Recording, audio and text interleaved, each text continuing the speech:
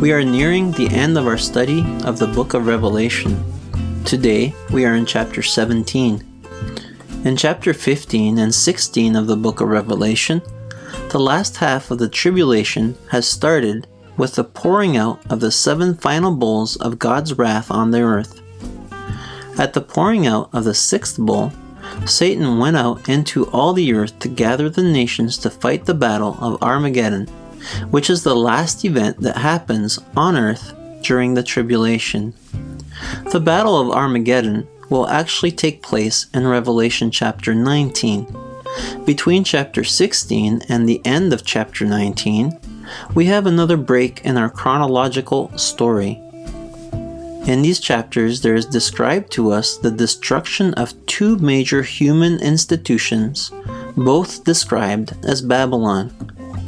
Chapter 17 describes to us the fall of the world's false religions and their destruction. Chapter 18 describes to us the fall of the world's financial institution and system. Both of these institutions are called Babylon. Both of these institutions are under the control of Satan and represent aspects of his control on earth. Babylon is used as a type for the kingdom of Satan on earth throughout the Bible. This kingdom is specifically focused on setting itself up against God's laws and desires. Religiously, Babylon accepts all forms of religions except for true Christianity. Financially, Babylon takes over the world and its trade, bringing along with it corruption, slavery, abuse, dominion, and injustice. Before we read chapter 17, let us take a brief look at how the Bible describes Babylon. The city of Babylon was a rebellious city started by Nimrod, the great-grandchild of Noah. After God destroyed the earth, he told Noah and his sons to spread out across the earth and fill it. Genesis chapter 9 verse 1. Then God blessed Noah and his sons, saying to them, "Be fruitful and increase in number and fill the earth." In direct violation of the command of God, Nimrod and his followers built the city of Babylon and started on the work of building the great Tower of Babel. Genesis chapter 11 verse 1-4. Now the whole world had one language and a common speech. As people moved eastward, they found a plain in Shinar and settled there. They said to each other, "Come, let's make bricks and bake them thoroughly." They used bricks instead of stones and tar for mortar. Then they said, "Come, let us build ourselves a city with a tower that reaches to the heavens, so that we may make a name for ourselves. Otherwise, we will be scattered over the face of the whole earth." The people of Babylon built the city in order not to scatter over the face of the whole earth. They also started to build a tower to reach the heavens in order never to be flooded out again. The city of Babylon, like its founder Nimrod, represent rebellion against God. All false religions are represented as having their foundation in this evil city. We have seen in the past how King Nebuchadnezzar represented the Antichrist, and his kingdom was Babylon. The ultimate destruction of Babylon, or the kingdom of Satan, will take place during the last half of the tribulation, ending with the Battle of Armageddon. This is described to us by the prophet Isaiah in chapter 13 of his book. We will take time to read this chapter when we study chapter 19. The kingdom of Babylon is known in the Bible for the brutal way it treats people of all nations. The kingdom of Satan is oppressive, it is wicked, and uses forced labor to gain riches. Listen to the prophet Isaiah describe its fall in chapter 14. As we read the following verses, remember all the things that we have read in the previous few weeks. During the tribulation, the nations of the world will be punished. During the tribulation, a huge percentage of the population of the world will be destroyed. Once the tribulation is over, Jesus will bring peace to earth and will reign over all the nations of the world through his people, Israel. Isaiah chapter 14 verse 1 to 7. The Lord will have compassion on Jacob. Once again, he will choose Israel and will settle them in their own land. Foreigners will join them and unite with the descendants of Jacob. Nations will take them and bring them to their own place, and Israel will take possession of the nations and make them male and female servants in the Lord's land. They will make captives of their captors and rule over the oppressors. On the day the Lord gives you relief from your suffering and turmoil, and from the harsh labor forced on you, you will take up this taunt against the king of Babylon, how the oppressor has come to an end, how his fury has ended. The Lord has broken the rod of the wicked, the scepter of the rulers, which in anger struck down peoples with unceasing blows, and in fury subdued nations with relentless aggression. And the lands are at rest and at peace, they break out into singing. False religions and false gods are said to have their source in Satan's Babylon. Let us not be deceived when another religion has some good found in its teaching. A little bit of right does not make something good. A little bit of sugar powdered over arsenic doesn't make it edible. All false religions are wicked. All false religions will fall and suffer the wrath of God. Listen to the words of Isaiah the prophet in chapter 21, verse 9 to 10. Look, here comes a man in a chariot with a team of horses, and he gives back the answer, Babylon has fallen, has fallen. All the images of its gods lie shattered on the ground. My people who are crushed on the threshing floor, I tell you what I have heard from the Lord Almighty, from the God of Israel. The prophecies about the fall of Babylon are being fulfilled in Revelation chapter 17 to 19. Over and over again, the people of God are told to separate themselves from Babylon in order not to take part in its destruction. The church cannot mix in with the world. It is prophesied that there will be great rejoicing at the fall of Babylon. This is something that we will see in chapter 18. Let us read one more prophecy about this event in the book of Jeremiah.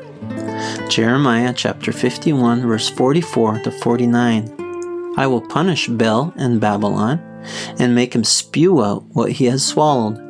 The nations will no longer stream to him, and the wall of Babylon will fall. Come out of her, my people.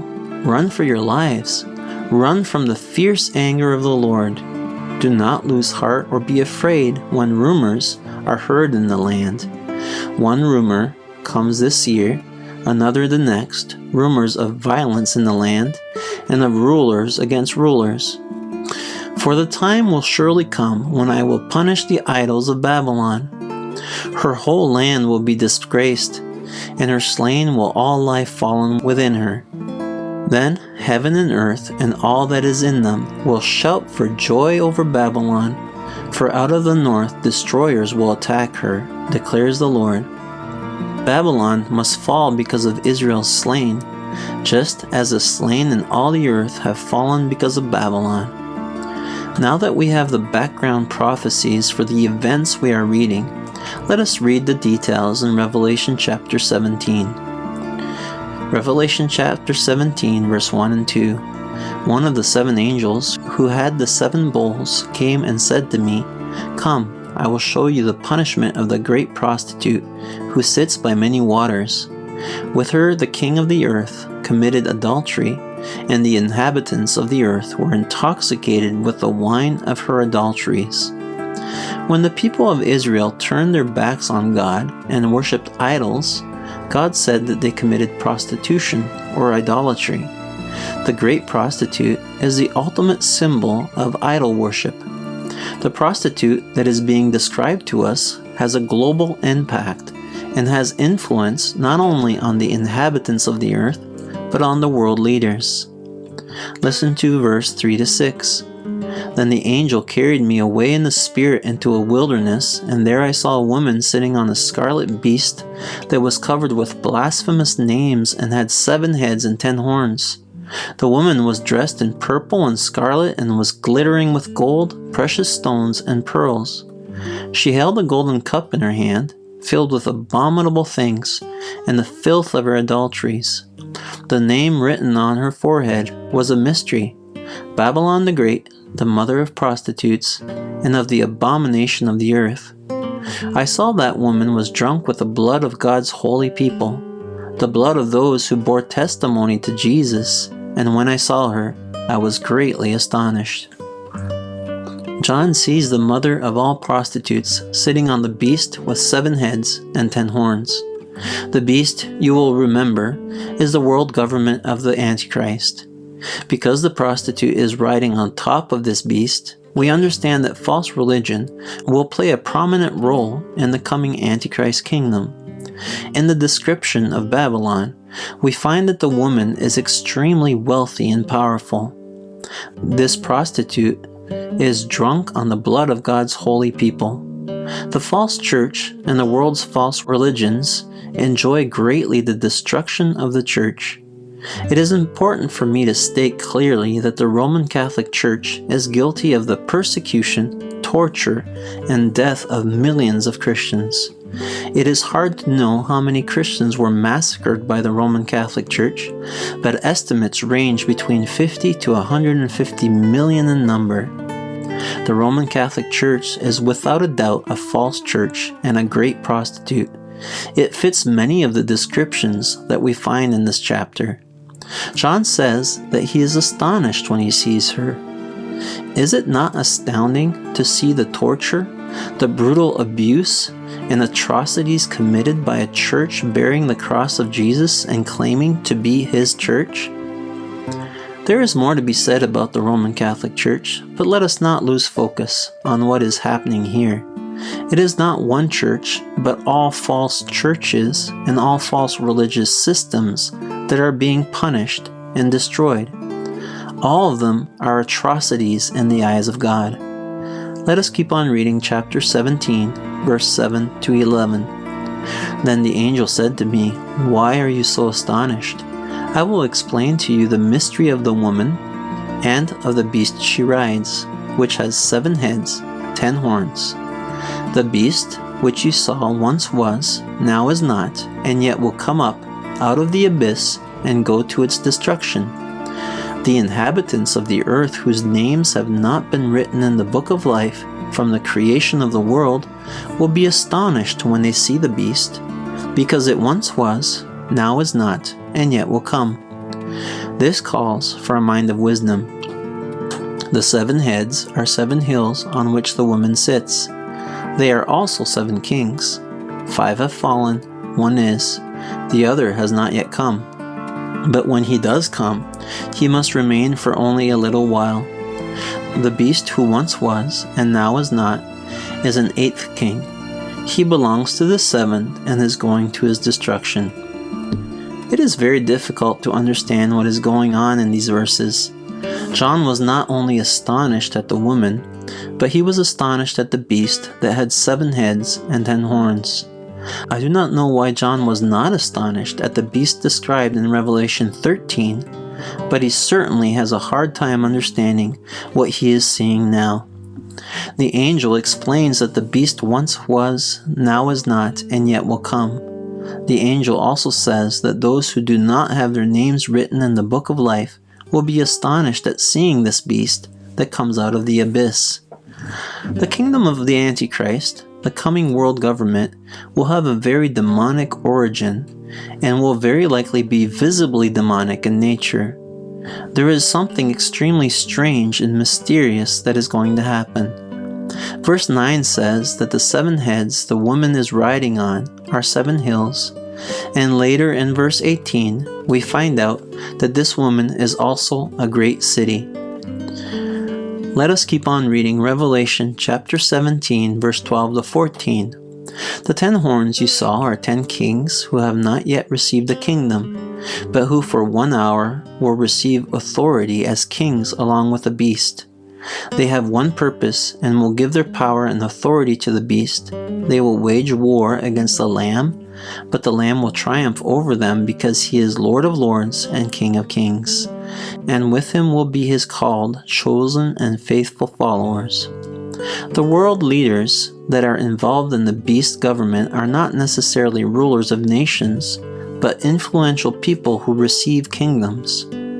These rulers will be able to rule for a short time only, and they will use their power and authority for the Antichrist. Once more, we understand that this coming one-world government is going to set itself up against Jesus, who is the King of Kings and Lord of Lords. But let us finish our chapter.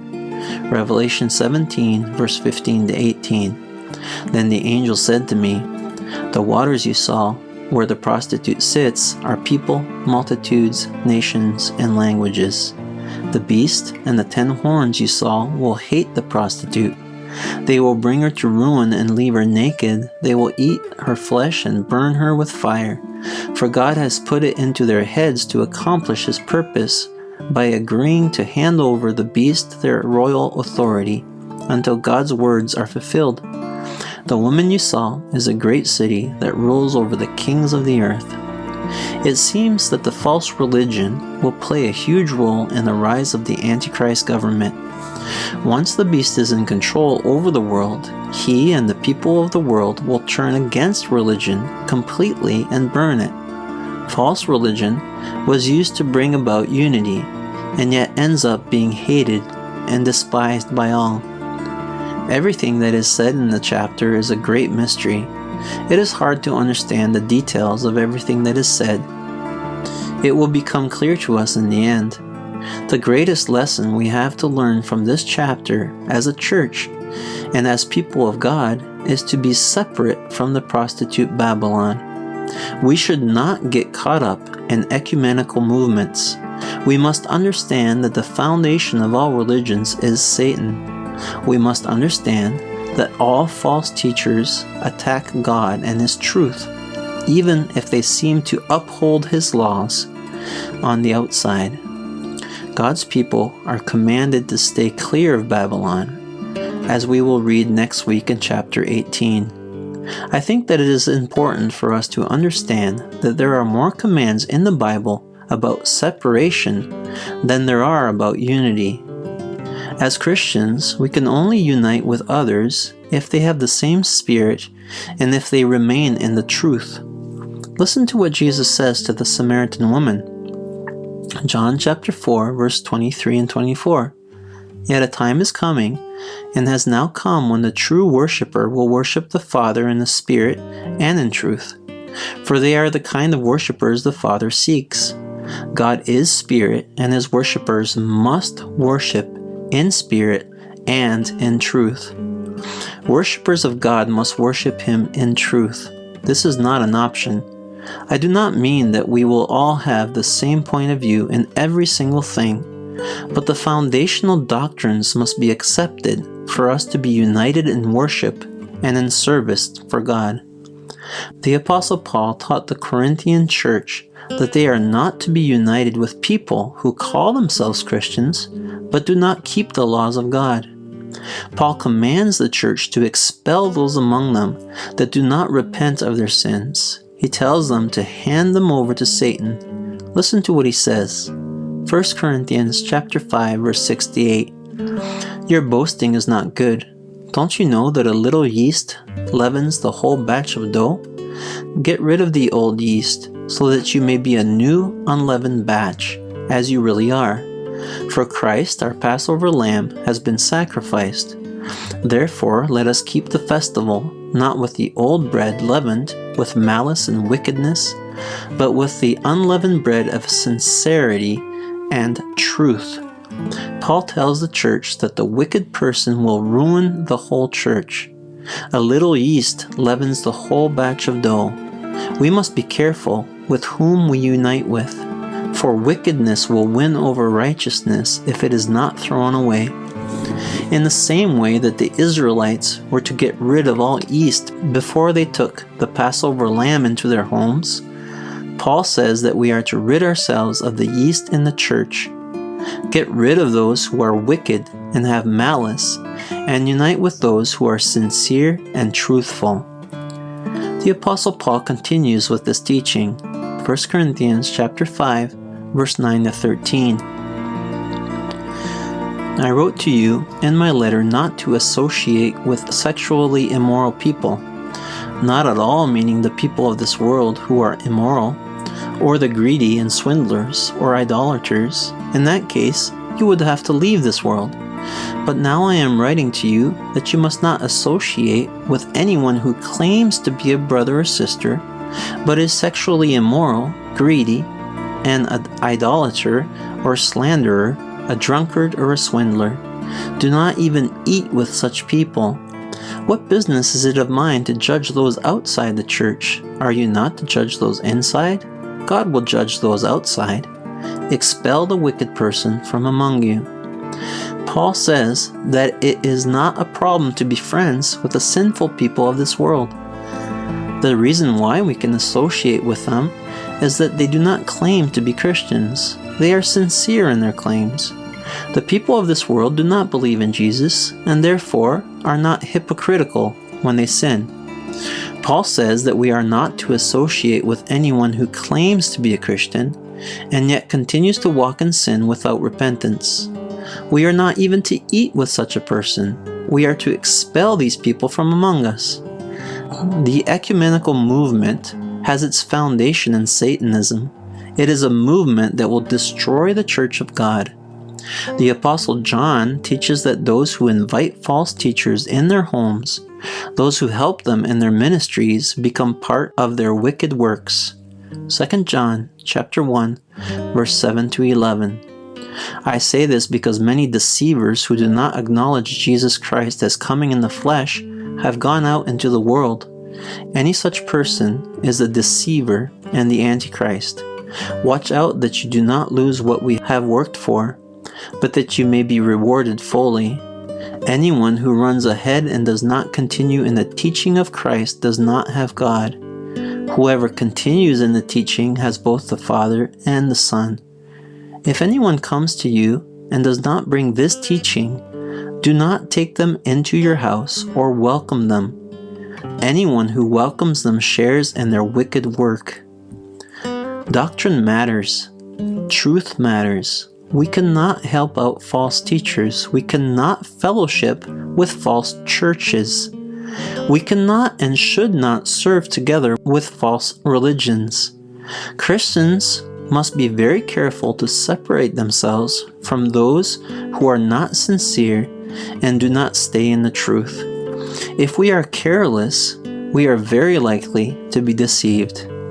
It is my prayer that today's study will encourage you to be careful about with whom you fellowship. I hope that you will join us next week as we continue our study in the book of Revelation. May God bless you and keep you. May God bring peace and truth to you and your family.